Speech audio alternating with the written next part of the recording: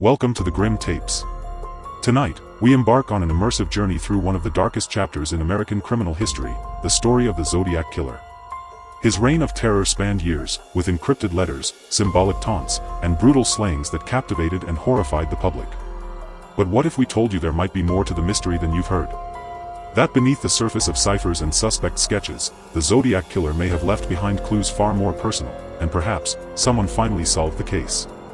In this in-depth, multi-hour documentary, we'll explore the timeline, dissect the codes, investigate the suspects, and dive deep into the psychology of the killer. We'll explore how he got away, and whether modern evidence truly points to his identity. So sit back, and prepare yourself for an unrelenting investigation into one of America's greatest unsolved mysteries. Beginning of a nightmare. December 20th, 1968. Benicia, California. High school sweethearts Betty Lou Jensen and David Faraday parked along a lover's lane. They never came home. At around 11 p.m., witnesses heard gunshots. Police arrived to find David shot in the head. Betty Lou had been shot 5 times in the back as she fled. There was no sign of robbery or sexual assault, only a brutal, senseless execution. 6 months later, July 4, 1969. Darlene Ferrin and Michael Mageau were shot while parked in Vallejo. Michael survived and described a stocky white male with short brown hair. Just a month later, newspapers received a chilling letter claiming credit for the murders, along with a cipher. This letter marked the public birth of the Zodiac Killer. The ciphers and the challenge. 3 letters were sent to the Vallejo Times-Herald, San Francisco Chronicle, and San Francisco Examiner. Each included 1/3 of a cryptic cipher. The writer claimed if they were not printed, he would kill again. The cipher was cracked by Donald and Betty Harden, revealing a disturbing message. "I like killing people because it is so much fun. This wasn't just about murder, this was a game. And the Zodiac was playing with lives." His signature? A circle with a cross, resembling a gun's scope. It would appear on every subsequent letter. Zodiac's ciphers became infamous. Some still remain unsolved. What drove him to communicate this way? Experts suggest the need for control, superiority, and manipulation. He didn't just want to kill, he wanted to be worshipped for it. Escalation at Lake Berryessa. September 27, 1969.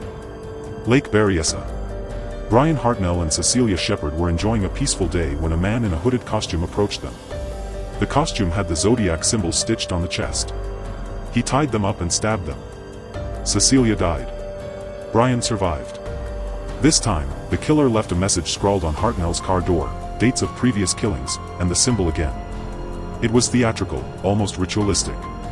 This marked a chilling evolution. The Zodiac wasn't just hiding in the shadows. He was performing for an audience. Presidio Heights and police failure. October 11, 1969. San Francisco. Cab driver Paul Stein picked up a fare headed to Presidio Heights. The passenger shot him in the head, took a piece of his shirt, and vanished. Witnesses described a stocky white male, around 35 to 45 years old, walking away casually. Despite a description and sketches, police let him walk free due to a radio miscommunication.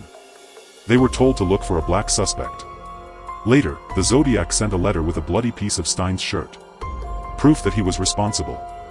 San Francisco was paralyzed with fear. A killer had slipped right through their fingers. Psychological profile of a monster. What kind of mind crafts a game of death and symbolism? FBI profilers and psychologists over the decades have painted the Zodiac as a narcissistic, intelligent, and highly organized sociopath. He displayed obsessive tendencies, a need for control, and a deep hatred for law enforcement. He was likely a loner, possibly with military experience given his command of codes and weapons. The Zodiac also exhibited linguistic inconsistencies in his letters, perhaps intentional misdirection. Was he a failed academic? A reclusive genius? A man with delusions of grandeur?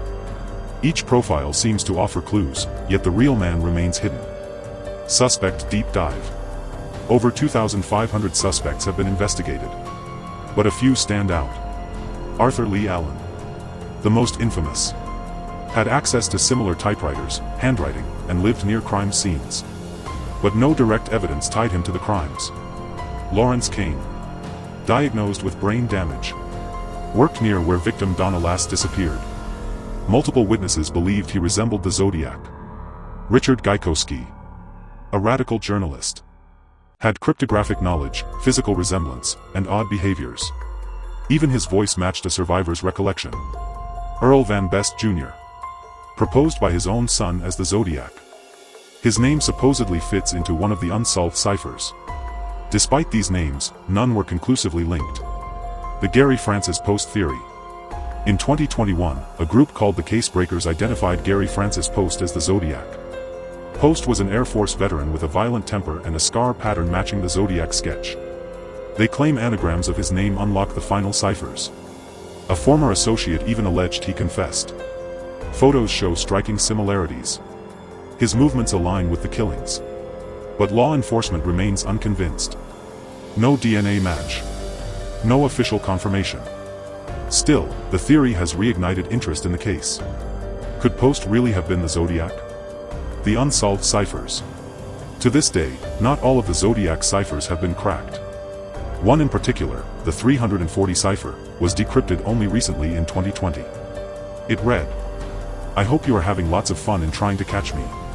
It revealed no name, but confirmed his arrogance and love of misdirection. The final cipher, the Z13, supposedly contains his identity. Despite decades of effort by amateurs, experts, and AI, it remains unsolved. Could the Zodiac have left behind a key? Or was it all just a hoax to keep chasing shadows? Media influence and cultural legacy. The Zodiac Killer became a cultural icon of terror. Books, films like Zodiac, 2007, and endless documentaries kept the legend alive. Unlike other serial killers, he achieved infamy while remaining unidentified. He manipulated the media, threatening children, schools, and public events. He created mass hysteria, but also fascination. Sleuths across the world still analyze his letters and trace his steps. He became less a person and more a myth. Modern investigative technology. Can modern technology solve the case? Today, DNA profiling, forensic genealogy, and AI-assisted decryption are unlocking cold cases once thought impossible. The Golden State Killer was caught using genetic genealogy. Could the Zodiac be next? Multiple agencies have reopened files, retested evidence, and digitally enhanced letters. But after so many years, deterioration and contamination are real obstacles. Still, hope remains that science might do what detectives couldn't. The Zodiac's impact on law enforcement. The Zodiac case changed how serial killings were handled. It led to improvements in task force collaboration, psychological profiling, and media strategies.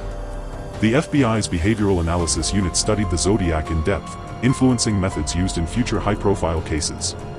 It also led to the public becoming more involved in crime solving, from amateur codebreakers to citizen sleuths. The Zodiac Killer didn't just change victims' lives. He changed criminal investigation itself. Final thoughts: was he ever caught? Could the Zodiac Killer have been caught? Many say yes.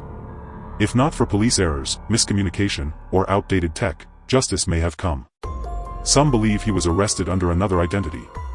Others think he died shortly after the last known letter. And some think he's still out there, a ghost, watching his legend grow. But there's one thing we all share, the unsettling possibility that we'll never know. Do you believe the Zodiac Killer has been identified? Or is the mystery part of what keeps his legend alive? Comment your theories below. Don't forget to like, share, and subscribe to the Grim Tapes for more deep dives into the darkness of true crime. Thanks for watching. Stay curious. Stay safe.